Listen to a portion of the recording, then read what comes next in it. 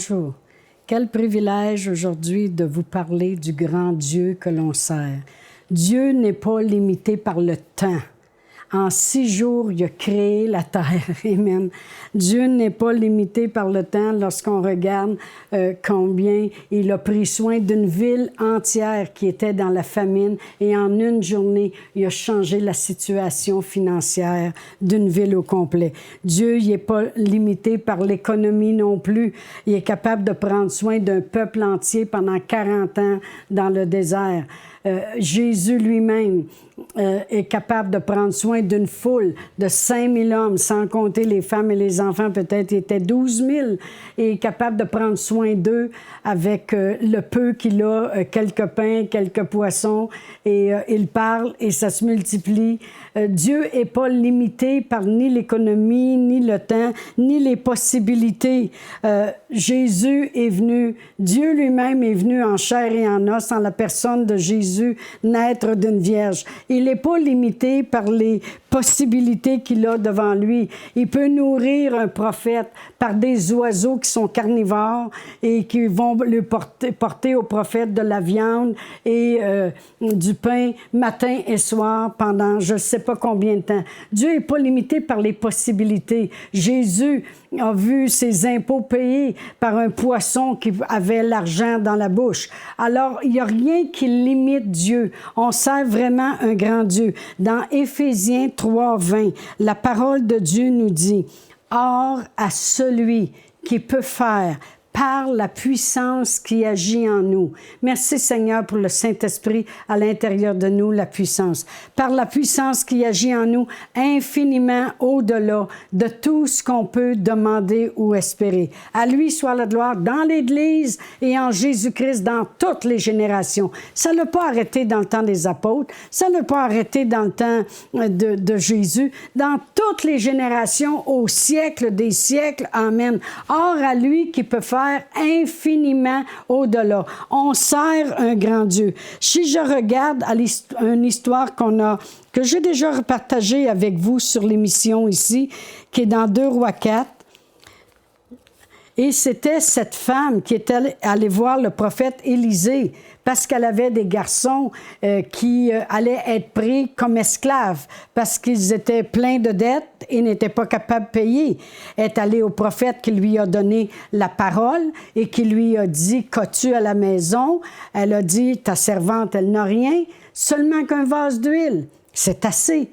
Dieu est tellement illimité, on sert tellement un grand Dieu qu'avec rien, que ce qu'on appelle nous rien, un peu, lui, il peut faire une multitude de choses. Alors il dit, il lui a fait agir sur la parole, et il lui a dit, va chez tes voisins, emprunte des vases. Et je vais lire le verset 3. Et il dit, va demander au dehors des vases chez tous tes voisins. Il n'a pas dit chez tes voisins à côté, à droite ou à gauche. Il dit chez tous tes voisins. Ça veut dire, arrête pas.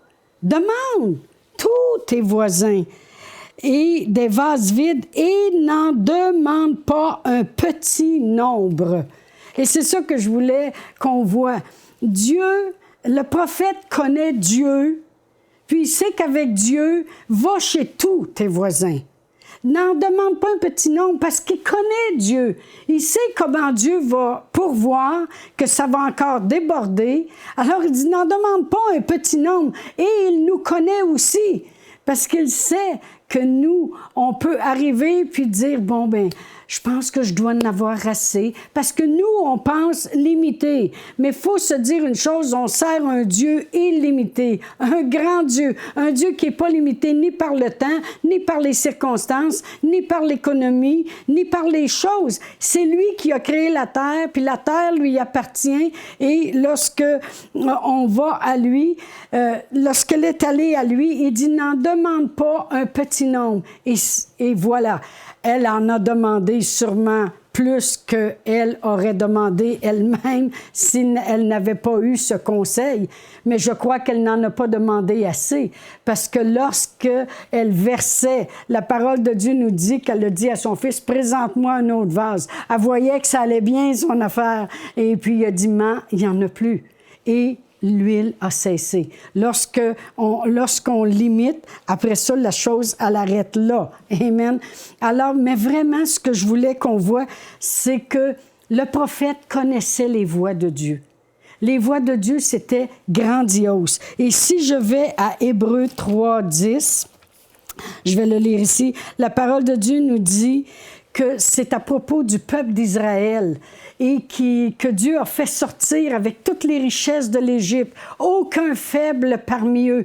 Ils ont sorti avec victoire. Ils ont vu de leurs yeux leurs ennemis mourir dans la mer. Ils ont la victoire. Ils sont enfin libres. Mais on sait très bien qu'à chaque petit pas de foi qu'ils avaient, chaque chose qu'ils rencontraient, des embûches, et ils se plaignaient toujours. Et Dieu a dit dans Hébreux 3:10, « Aussi, je fus irrité contre cette génération et je dis, Dieu a dit ceci, ils ont toujours un cœur qui s'égare, ils n'ont pas connu mes voies. » Ce que je veux que l'on sache aujourd'hui, c'est que les voies de Dieu sont au-dessus de nos voies.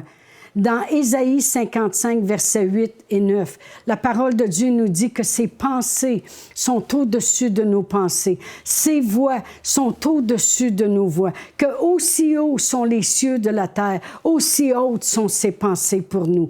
Alors vraiment, je veux qu'aujourd'hui, lorsque vous regardiez à la parole de Dieu, vous voyez Dieu comment il est vraiment. C'est un grand Dieu.